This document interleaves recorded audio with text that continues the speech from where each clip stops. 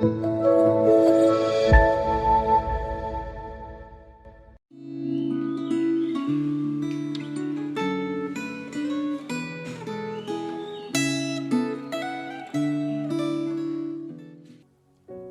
saudara-saudara yang terkasih di dalam Tuhan.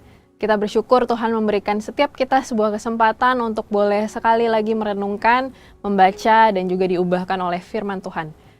Saat ini saya mengajak kita semua untuk bersatu di dalam doa terlebih dahulu sebelum kita memulai perenungan firman Tuhan kita. Mari kita berdoa. Tuhan Yesus, kami mengucap syukur untuk berkat Tuhan, kebaikan Tuhan sepanjang hidup kami. Khususnya hari ini saat kami boleh menenangkan diri kami untuk datang ke hadapan Tuhan dan merenungkan firman Tuhan pun itu semua adalah bagian dari berkat dan kebaikan Tuhan dalam hidup kami.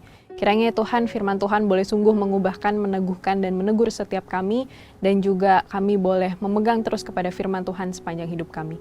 Demi Kristus kami menyerahkan waktu perenungan kami ke dalam tangan-Mu. Amin. Saudara yang terkasih, saya mengajak setiap kita untuk membuka Alkitab kita dari satu bagian dari kitab Nabi Yeremia, pasal yang ke-49. Saya akan membacakan beberapa ayat dari pasal 49 ini, dan saya mengajak setiap kita untuk tetap membuka Alkitabnya dari Yeremia pasal yang ke-49. Saya akan membacakan ayat 2, ayat 4, dan ayat yang ke-5. Yeremia 49 ayat yang kedua, ayat ke-4, dan ke-5.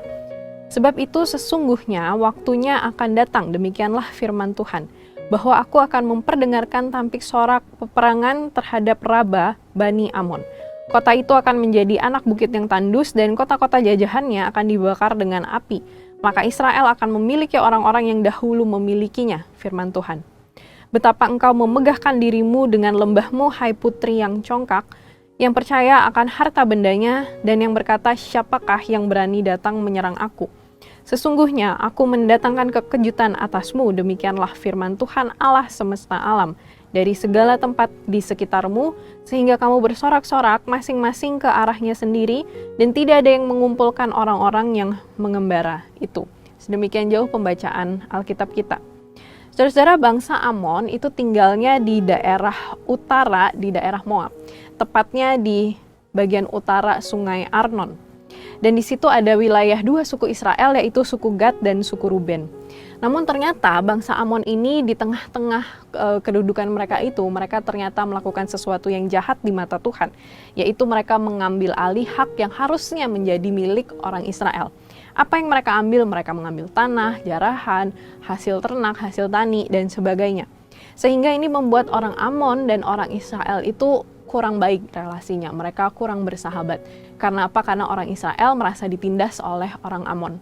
Dan orang Amon, perlu kita ketahui, mereka adalah keturunan dari Lot. Nah, saudara-saudara, relasi yang kurang baik ini akhirnya membuat Tuhan murka. Karena apa? Karena Tuhan tahu bahwa yang salah di sisi pihak ini adalah orang Amon yang menjarah dan merampas hak milik orang Israel yang seharusnya menjadi milik orang Israel, milik kepunyaan umat Allah. Dan kemudian Tuhan akhirnya berjanji bahwa dia akan meneror orang Amon. Dengan cara apa? Dengan cara musuh-musuh orang Amon ini akan menyerang orang Amon dari segala penjuru dunia. Segala penjuru daerah mereka itu akan diserang oleh musuh-musuh mereka. Nah, saudara-saudara, satu bagian daerah lagi yaitu ada di wilayah kota Edom namanya. Nah, saudara-saudara, kota Edom ini ada satu wilayah yang penduduknya namanya orang Teman. Nah, saudara-saudara, orang Teman ini terkenal karena sesuatu. Karena apa? Karena penduduknya bijaksana. Dikatakan orang-orang Teman itu dikenal karena kebijaksanaan orang-orangnya. Tapi masalahnya, orang Edomnya sendiri itu tidak bijaksana. Jadi, di dalam kota Edom itu ada orang Teman terkenal karena kebijaksanaannya, tapi sayangnya mereka ini minoritas karena orang-orang Edomnya sendiri jauh dari kata bijaksana, bahkan mereka memberontak dan menyerang negara lain. Nah, orang Edom ini keturunan Esau. Kalau tadi kita melihat orang Amon adalah keturunan dari bapak Lot, maka orang Edom adalah keturunan dari bapak Esau. Dan mereka pun bermusuhan dengan bangsa Israel. Kita lihat bahwa di sini ada dua daerah yang bermusuhan dengan bangsa Israel, daerah orang Amon dan daerah orang Edom. Dan Tuhan membenci kedua daerah ini. Tuhan membenci dua orang-orang dari daerah ini. Dan Tuhan berjanji bahwa orang-orang Edom tidak akan dibebaskan dari hukuman. kota Bozra yang menjadi pusat perdagangan dan ibu kota Edom itu akan dihancurkan, diluluh lantakan, dan mereka akan menerima hukuman yang memalukan. Dapat kita baca di pasal 49 ayat yang ke-13. Nah, apa sih yang menjadi dosa dari orang Edom? Dosa dari orang Edom adalah mereka berpikir bahwa mereka aman-aman aja. Mereka berpikir dengan penduduk yang ada, dengan hasil bumi dan hasil tani yang ada, dengan posisi strategis yang mereka miliki, itu semua membuat mereka aman dan terjaga dari segala sisi. Tetapi ternyata Edom pun, Tuhan berkata Edom akan dihancurkan. Edom akhirnya ditaklukkan dan orang-orangnya diangkut ke Babel pada tahun 605 sebelum Masehi. Dan kemudian mereka juga berkomplotan untuk menyerang bangsa Yehuda di tahun-tahun berikutnya. Dan akhirnya orang Edom ini menetap di daerah utara kota Hebron. Nah, daerah utara kota Hebron ini dikenal dengan nama Idumea. Nah, saudara, kalau kita baca lagi kisah sejarahnya, di daerah Idumea ini lahir seorang raja yang juga tidak disukai oleh Tuhan, yaitu Raja Herodes.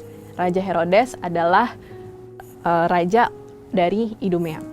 Nah, saudara-saudara lihat ya, jadi dari daerah-daerah ini tuh ternyata mereka tidak disukai oleh Tuhan. Kenapa? Karena mereka melakukan 3 kesalahan. Mereka mau menyembah berhala, mereka merampas milik orang lain, dan mereka sombong.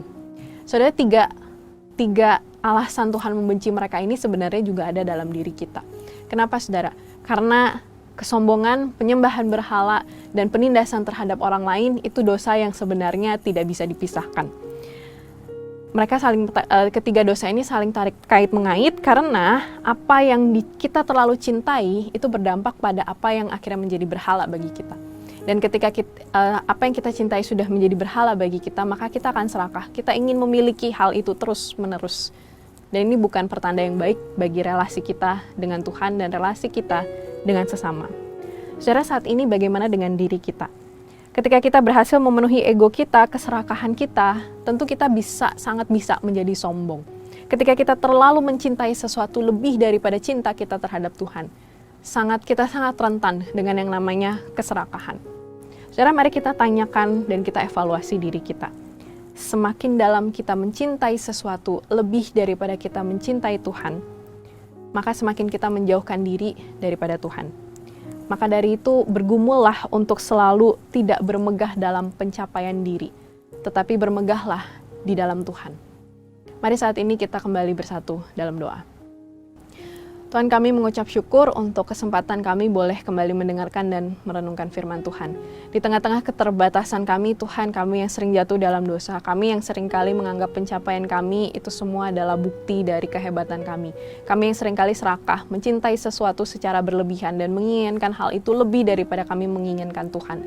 Tuhan, kiranya Engkau mengampuni kami dan Engkau yang menegur kami, mengingatkan kami untuk selalu kembali ke jalan Tuhan. Terima kasih Tuhan untuk waktu perenungan kami pada hari ini. Kami menyerahkan waktu-waktu kami selanjutnya ke dalam tangan Tuhan. Demi Kristus kami sudah berdoa dan mengucap syukur. Amin.